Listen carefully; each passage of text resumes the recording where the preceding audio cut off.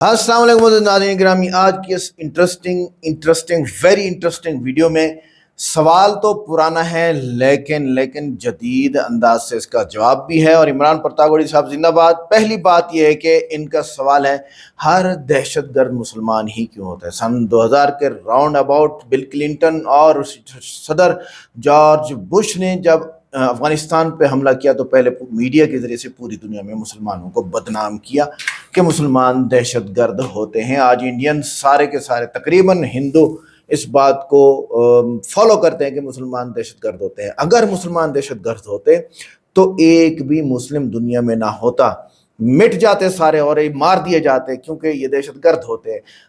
हालांकि इस्लाम के अंदर अल्लाह ताला ने एक इंसान को कत्ल करने का गुनाह 8 अरब इंसानों को कत्ल करने के बराबर लिखा है।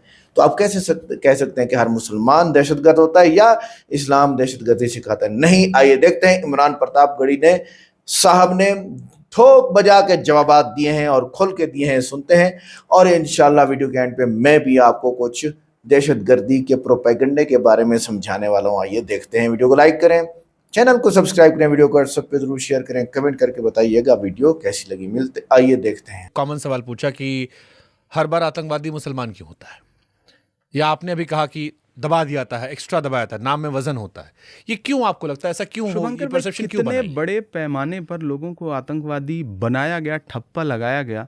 इस रिसर्च पे अगर कभी कोई मीडिया हाउस काम करे ना तो आपकी आंखें भर आएंगी। ऐसे ऐसे लोग हैं, 17 साल बाद बाइज्जत बरी, 23 साल बाद बाइज्जत बरी, 12 साल बाद बाइज्जत बरी। आप वो 22 साल लौटा सकते हो किसी इंसान के जिसका नाम अकरम था, जिसका नाम साहिल था, जिसका नाम सुहेल था? वो 17 साल लौटा सकते हो किसी के? सदियों से यहीं पर रहता है, जाने कितने दुख सहता है। भीगी पलकों से एक बेटा भारत माँ से ये कहता है, पुरखे हम सब के गोद में तेरी खाक ओढ़ कर लेटे हैं, माँ हम भी तेरे बेटे हैं। तो उस पीड़ा को कभी किसी ने समझने की कोशिश ही नहीं की। आप जो कह रहे हो, ये बहुत सारी घटनाएं इस बीच में आई हैं, घटनाएं बहुत जिनमें 20-21 साल का है। लेकिन इमरान, इसका एक सच ये भी है कि सारे नहीं निकले हैं, कई सारे होंगे भी। और एक पहलू ये भी है कि जैसे प्रज्ञा ठाकुर अभी निकली, वो भी यही बात कह रही है कि हम भी जेल में रहे, अदालत ने हमें बरी कर दिया। लेकिन आप उन्हें उस निगाहों से देखते हो कि वो अदालत ने गोडसे को बरी नहीं किया। अदालत ने ऐसे बहुत सारे लोग हैं जिनको बरी नहीं किया, और अदालतों ने वही एनआईए जो फांसी की सज़ा मांग रही थी, वही एनआईए कितनी शिथिल हो जाती है वो भी देश के सामने है। इस पूरे एपिसोड में अगर आप जाएंगे तो अदालतें, बट आखिर में तो लोगों को अदालत का फैसला याद रहेगा ना। जैसे आपने कहा सब 21 साल बाद बरी हो गए, स्वीकार कर ऐसे वो कह रहे हैं कि पूरा शरीर तोड़ दिया। सब स्वीकार कर रहे हैं। लेकिन कई मामलों में अदालत से बरी हुए लोग, हाई कोर्ट से बरी हुए सरकारें तुरंत सुप्रीम कोर्ट चली गईं। कई मामलों में अदालत मतलब सरकारें बहुत खामोश, ऐसी चुप्पी ओढ़ती हैं कि आपको पता भी नहीं चलता। और जिस मीडिया ने फ्रंट पेज पर हाफ पेज की खबरें छापी, प्रिंट मीडिया ने, चैनलों ने बड़े बड़े प्रोग्राम चलाए, वो बाइज्जत बरी होने के बाद कभी सुध भी नहीं लेती हैं। That's how media is. ये होता है, लेकिन दूसरे केसेस में नहीं हो रहा है।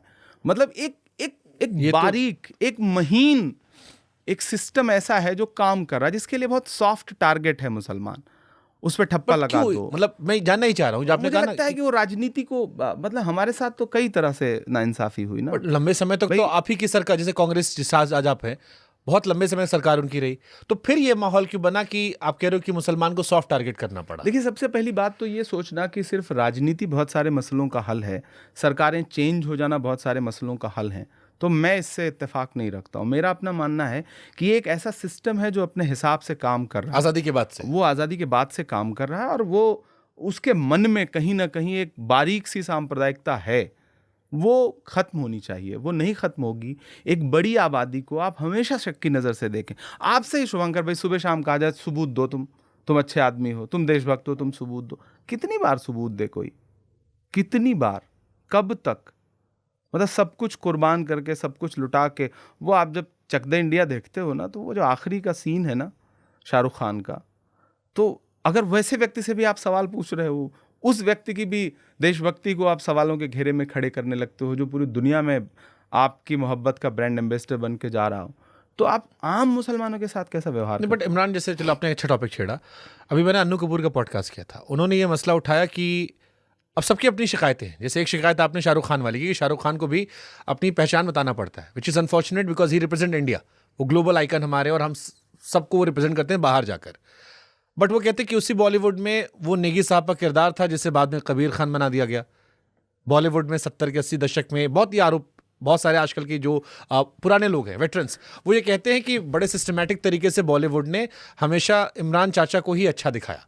गांव में सबसे अच्छा आदमी, ब्राह्मण जो था वो लूटमार था, ठाकुर जो था वो आक्रांता जैसा था, बनिया जो था वो चोर था।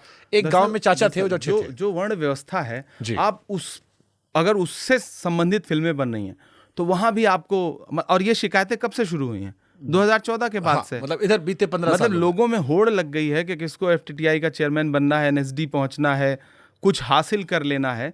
तो आप कैसे, मतलब जो अपना नाम उर्दू उपनाम रखें और बाद में पता चले कि उर्दू से संबंधित सारे साहित्य को खारिज करने पे आ जाएं, तो आप समझ लीजिए ना कि कौन सी मानसिकता के साथ काम कर रहे हैं। तो अन्नू कपूर जी ने ये बात कभी पहले कही नहीं कही, अभी कह रहे हैं कि वो बॉलीवुड तो इस तरह से काम कर रहा है। उन्होंने भाई बॉलीवुड चकते तो इंडिया का जिक्र किया आप था। सामान, बॉलीवुड तो जालीदार टोपी पहना करके जो सिंबोलिज्म दिखा रहा है, कि फिर तो मुसलमान उस पर करे कि भाई आप मतलब हर व्यक्ति को जालीदार टोपी दिखा करके आतंकवादी बताने की कोशिश क्यों करते हो? आप सिंबोलिज्म की जो राजनीति कर रहे हो, हम भी कोसें वो भी कोसें।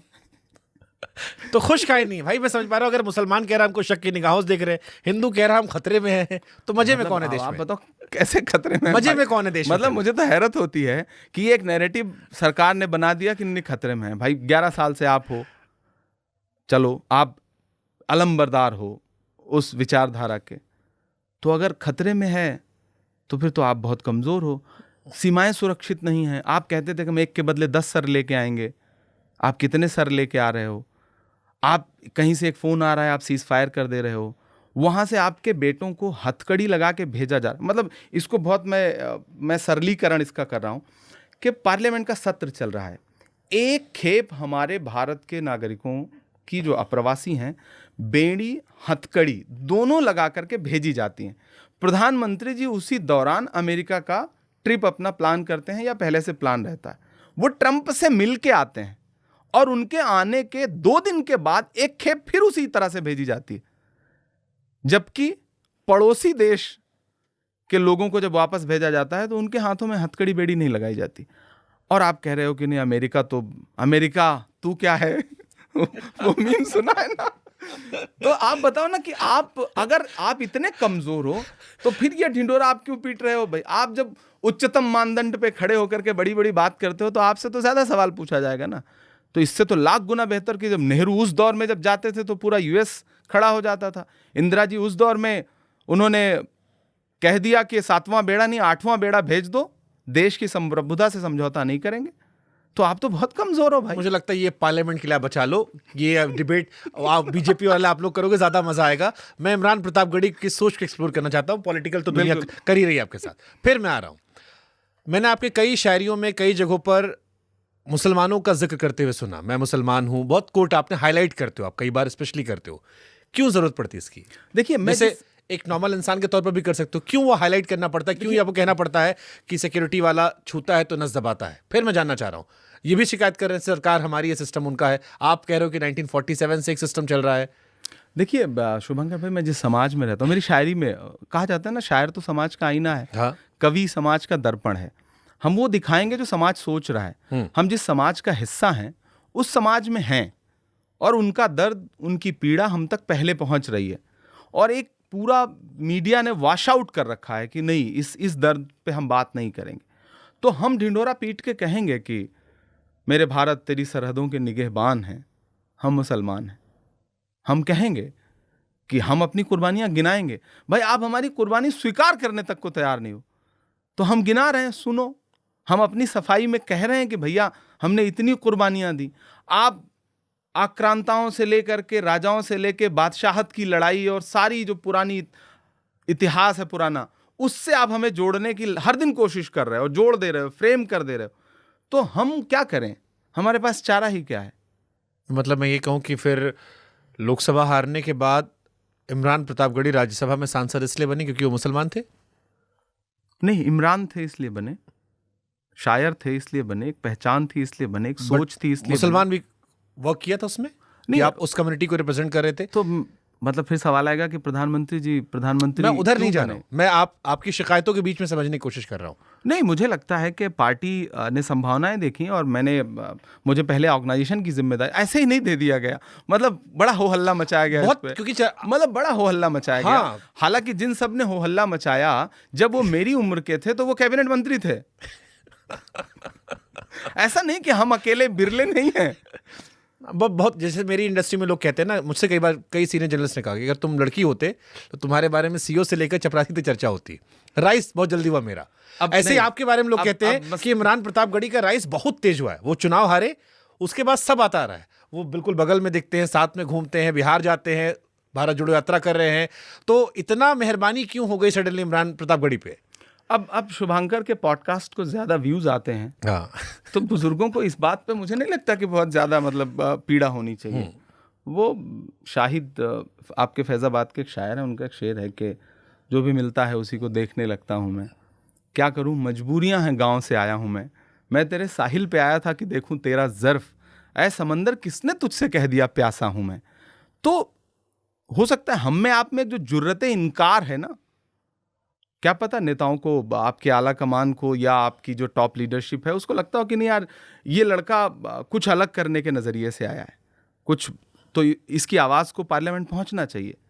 मैं चुनाव लड़ा, हार गया, कुछ आता नहीं था, सीधे चुनाव में गया, और चुनाव तो एक अलग ही चीज़ है। अब जब कभी लड़ूंगा तो शायद बेहतर तरीके से लड़ूंगा।